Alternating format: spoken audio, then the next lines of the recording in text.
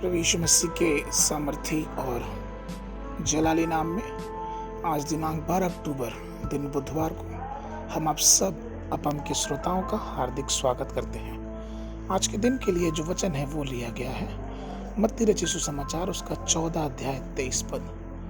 वचन इस प्रकार से कहता है, वह लोगों को विदा करके प्रार्थना करने को अलग पहाड़ पर चढ़ गया और सांझ को वहां अकेला था।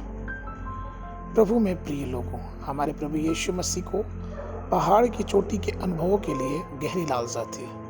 जब भी वह प्रार्थना करना चाहता था उसने अकेले रहने की कोशिश की और पहाड़ पर चढ़ गया। सभी सुसमाचारों में ये हम पाते हैं कि किस प्रकार से परमेश्वर प्रभु यीशु मसीह पहाड़ के ऊपरी चोटी पे जाके प्रार्थना करता था। परमेश्वर के प्रत्येक छुड़ाए गए लोगों को लगातार उच्च आध्यात्मिक अनुभव की तलाश करनी चाहिए। उन्हें दैनिक आधार पर ईश्वर की पूर्णता की ओर अग्रसर होना चाहिए। हमें और आपको मालूम होना चाहिए कि हमारे आध्यात्मिक जीवन में प्रगति के लिए प्रभु के पास अद्भुत अनुभव है। ईश्वर की संतानों को अनुग्रह पे अनुग्रह प्राप्त करना चाहिए, शक्ति से सामर्थ्य की ओर बढ़ना चाहिए, महिमा से महिमा की ओर बढ़ना चाहिए और निरंतर परमेश्वर की सामर्थ्य में आगे बढ़ते रहना चाहिए। जब मैं एक छोटा बालक था, मैं अजीब अंगणितीय पहेलियां सुना करता था। उदाहरण के लिए एक सवाल है कि एक छिपकली है जो दीवार पे 5 फीट की ऊंचाई पर है। यदि यह 4 फीट ऊपर चढ़ जाए और 3 फीट नीचे खिसक जाए तो 1 घंटे में 5 घंटे के अंत में वो कितनी ऊंचाई तक होगी। हालांकि कई बार ये सवाल सुन के आपको या हमको इस चीज़ को समझने में बहुत समय लग सकता है, और ठीक आज भी मसीहियों का जीवन वैसे ही है। वे रविवार के दिन प्रार्थना के लिए पवित्रता को अपने आप को दर्शाते हैं।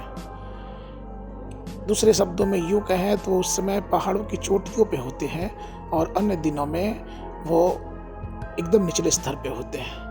ऐसे मसीही को बाइबल में गुनगुने मसीही के रूप से जाना गया है, जो कि आत्मा में ना तो गर्म है और ना तो ठंडे हैं।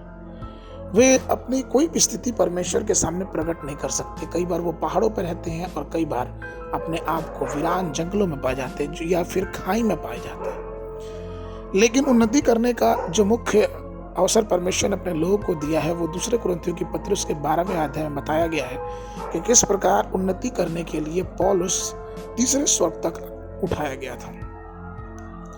कहने का तात्पर्य है कि प्रभु चाहता है हमेशा कि हम अपने जीवन में पहाड़ों के अनुभव करें, अर्थात सामर्थ्य से सामर्थ्य की तरफ, महिमा से महिमा की तरफ, अनुग्रह से अनुग्रह की तरफ आगे को बढ़ते जाएं। और जब हम आगे बढ़ते जाते हैं तो हम ये देखेंगे कि परमेश्वर किस प्रकार से अपनी आशीषों से हमें और आपको परिपूर्ण करता है। आज के मनन के लिए जो पद है वो लिया गया है यूहन्ना की पत्री यूहन्ना की पुस्तक उसका 6वां अध्याय उसका 3रा पद। तब यीशु पहाड़ पर चढ़कर अपने चेलों के साथ बैठ गया।